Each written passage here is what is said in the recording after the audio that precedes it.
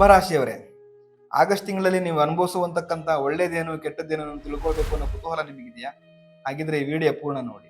ಅದಕ್ಕೂ ಮುಂಚೆ ನಮ್ಮ ಪೇಜ್ನ ಇನ್ನೂ ಫಾಲೋ ಮಾಡಿಲ್ಲ ಅಂತಂದ್ರೆ ಈ ಕೂಡಲೇ ಪೇಜ್ನ ಫಾಲೋ ಮಾಡ್ಕೊಳ್ಳಿ.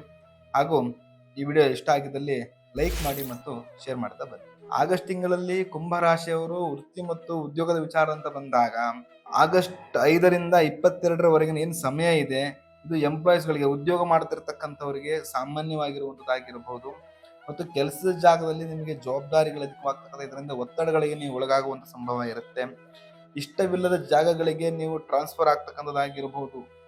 ಮೇಯ್ನ್ ಆಗಿ ನಿಮಗೆ ತಾಳ್ಮೆ ಅನ್ನೋದು ಬಹಳ ಮುಖ್ಯವಾಗಿರುತ್ತೆ ಈ ಒಂದು ತಿಂಗಳಲ್ಲಿ. ಆಗಸ್ಟ್ 6ರಿಂದ ಹೊಸ ಹೂಡಿಕೆ ಅಥವಾ ಸಣ್ಣ ಪ್ರಮಾಣದ ಲಾಭ ನಿಮ್ಮ ಕೈ ಸೇರುವಂತಕ್ಕಂಥದ್ದು ಕಾಣ್ತಾ ಇದೆ. ಇನ್ನು ಹಣಕಾಸು ವಿಚಾರ ಅಂತ ಬಂದಾಗ ಆಗಸ್ಟ್ 6ರ ನಂತರ ಆದಾಯದ ಮೂಲಗಳು ನಿಮಗೆ ಹೆಚ್ಚಾಗ್ತದೆ, ಬರುವಂತ ಸೋರ್ಸ್ ಆಫ್ ಇನ್ಕಮ್ಗಳು ಸ್ವಲ್ಪ ಜಾಸ್ತಿ ಆಗ್ತಕ್ಕಂಥದ್ದಾಗಿರ್ಬೋದು. ಖರ್ಚುಗಳು ಹೆಚ್ಚಾಗುವ ಸಾಧ್ಯತೆ ಇರುತ್ತೆ, ಅದ್ರ ಮೇಲೆ ಗಮನ ಕೊಡಿ. ಯಾಕಂತಂದ್ರೆ ಅಷ್ಟಮದಲ್ಲಿ ನೀಚ ಶುಕ್ರ ಇರುವುದರಿಂದ ನಿಮಗೆ ಖರ್ಚುಗಳು ಸ್ವಲ್ಪ ಜಾಸ್ತಿ ಆಗುವಂತಕ್ಕಂಥ ಸಂಭವ ಇರುತ್ತೆ. ಸಾಲದ ವ್ಯವಹಾರಗಳನ್ನ ಈ ಒಂದು ತಿಂಗಳು ಮಾಡ್ಲಿಕ್ಕೆ ಹೋಗಬೇಡಿ. ಸಾಲ ಕೊಡೋದಾಗಿರ್ಬೋದು, ಸಾಲ ತಗೊಳ್ಳೋದಾಗಿರ್ಬೋದು, ದೊಡ್ಡ ಮಟ್ಟದ ಹಣಕಾಸಿನ ವ್ಯವಹಾರಗಳನ್ನ ಈ ತಿಂಗಳು ನೀವು ಸ್ವಲ್ಪ ಹೋಲ್ಡ್ ಮಾಡೋದು ಬಹಳ ಉತ್ತಮ ಅಂತ ನನ್ನ ಅನಿಸಿಕೆ. ಎಲ್ಲದಕ್ಕೂ ಮುಖ್ಯವಾಗಿ ನೀವು ಸಂಪಾದನೆ ಮಾಡಿರ್ತಕ್ಕಂಥ ಹಣದ ಒಂದು ಉಳಿತಾಯಕ್ಕೆ ಹೆಚ್ಚಿನ ಆದ್ಯತೆ ಕೊಡೋದು, ನಿಮಗೆ ಅದು ಶುಭದಾಯಕವಾಗಿ ಪರಿಗಣನೆ ಆಗುವಂಥದ್ದು. ಆರೋಗ್ಯ ವಿಚಾರ ಅಂತ ಬಂದಾಗ ಆಗಸ್ಟ್ 2ರಿಂದ ಕುಜಗ್ರಹ ಮಿಥುನ ಪ್ರವೇಶ ಮಾಡುವಂಥದ್ರಿಂದ ಮಾನಸಿಕ ಒತ್ತಡ, ಅದಾದ್ಮೇಲೆ ಕೋಪ ಹೆಚ್ಚಾಗುವಿಕೆ, ನಂತರವಾಗಿ ಆತಂಕಗಳು ಬರುವಂತಕ್ಕಂಥ ಸಾಧ್ಯತೆಗಳಿರುತ್ತೆ.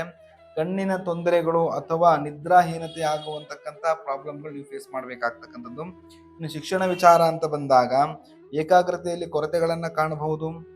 ಫಾರಿನ್ ಅಥವಾ ಹೈಯರ್ ಎಜುಕೇಶನ್ ಪಡೆಯಲು ಬಯಸುವವರಿಗೆ ಏನಾಗುತ್ತೆ, ಆಗಸ್ಟ್ 22ರಿಂದ ಶುಭವಾರ್ತೆಗಳನ್ನು ನೀವು ಕಾಣ್ತಾ ಹೋಗ್ತೀರಿ. ಅಲ್ಲಿವರೆಗೂ ಸ್ವಲ್ಪ ನೀವು ಸಫರ್ ಅನ್ನ ಅನುಭವಿಸ್ಬೇಕಾಗ್ತಕ್ಕಂಥದ್ದು. ಇನ್ನು ಕುಟುಂಬ ಮತ್ತು ಪ್ರೇಮ ವಿಚಾರ ಅಂತ ಬಂದಾಗ ಕಟುವಾದ ಮಾತುಗಳಿಂದ ಸದಸ್ಯರ ನಡುವೆ ಮನಸ್ತಾಪಗಳು, ಭಿನ್ನಾಭಿಪ್ರಾಯಗಳು ಉಂಟಾಗ್ತಕ್ಕಂಥದ್ದಾಗಿರಬಹುದು. ಪ್ರೇಮಿಗಳಿಗೆ ಆಗಸ್ಟ್ 6ರ ನಂತರ ಸ್ವಲ್ಪ ಶುಭ ದಿನಗಳು ಪ್ರಾರಂಭ ಆಗ್ತಕ್ಕಂಥದ್ದು. ವಿವಾಹದ ಮಾತುಕತೆ ಆಡ್ಲಿಕ್ಕೆ ಇದೊಂದು ಸೂಕ್ತ ಸಮಯ ಆಗಿರುತ್ತೆ. ಕಷ್ಟದ ಸಮಯದಲ್ಲಿ ಸಂಗಾತಿಯ ಬೆಂಬಲ ನಿಮಗೆ ಬಹಳ ಪ್ರಾಮುಖ್ಯತೆಯನ್ನ ಕೊಡುವಂಥದ್ದಿರುತ್ತೆ.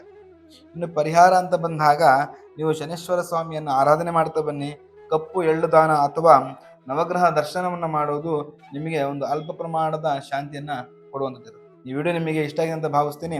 ಇನ್ನು ಹೆಚ್ಚಿನ ಮಾಹಿತಿಗಳು ನಿಮಗೆ ಬೇಕಾದಲ್ಲಿ ಸ್ಕ್ರೀನ್ ಮೇಲೆ ಕಾಣ್ತಿರ್ತಕ್ಕಂಥ ನಂಬರ್ಗೆ ಕರೆ ಮಾಡಿ. ಧನ್ಯವಾದ.